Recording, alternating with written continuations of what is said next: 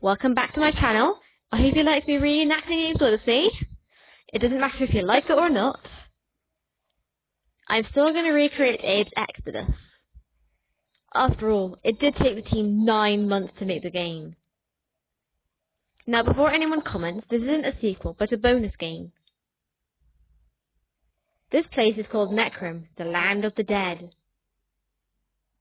Long ago, the Mudokons buried their dead here.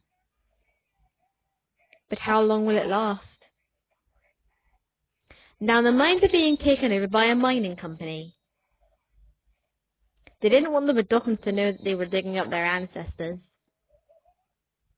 So they stitched their eyes closed.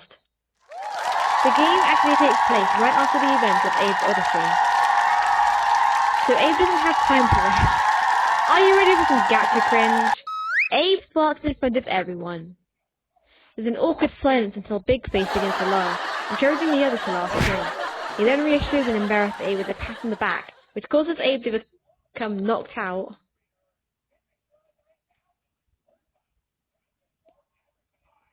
In his vision, he sees the spirits of his ancestors, aka the three weirdos, aka those dudes now dead.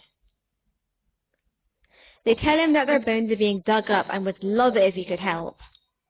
And so, Abe gathers a few Mudokons and they start their journey, which takes longer than expected. Suddenly, they hear the familiar sound of an industrial train and realize that they're almost there.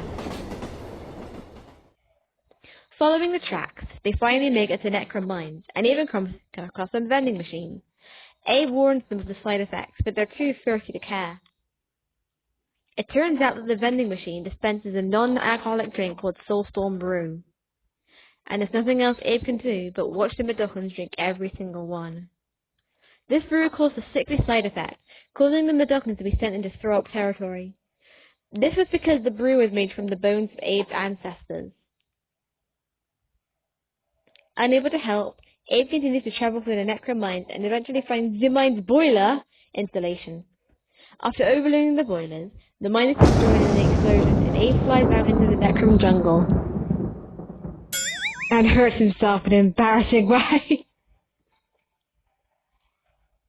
I'm just going to assume that Abe went through the jungle until he got to a temple, where he meets the three weirdos. Using their scary powers, they... Wait a minute, what's happening back at the desert?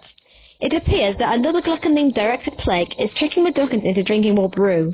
The industrialists give them fake promises of brew in order to enslave them. If Abe wants to stop this madness, he'll be needing healing powers. That's why he now has a chest tattoo. His new mission is to destroy the Soulstorm Brewery and save his friends. He first starts his quest in the Fiku Depot train station, as it takes others to different places.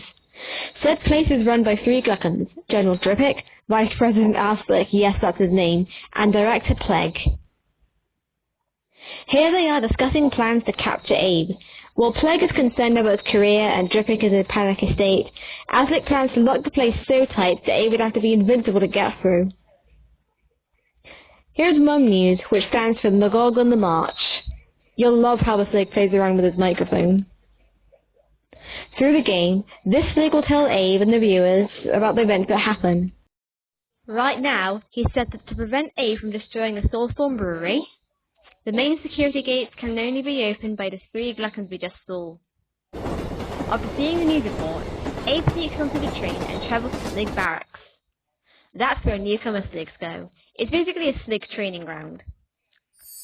Once Abe gets past all the Slugs, he possesses General Drippick, the owner, and uses him to disable the first half of the electrical gate, preventing him from entering the brewery.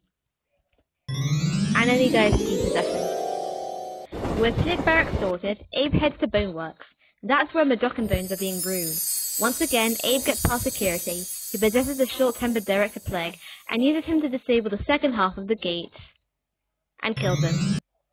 Abe then enters the office of Vice President Arslick, gets past the heavily guarded areas, possesses Arslick, who was originally in a toilet conference, yes, a conference in a toilet, gets him to disable the final part of the electrical gate, then kills him off.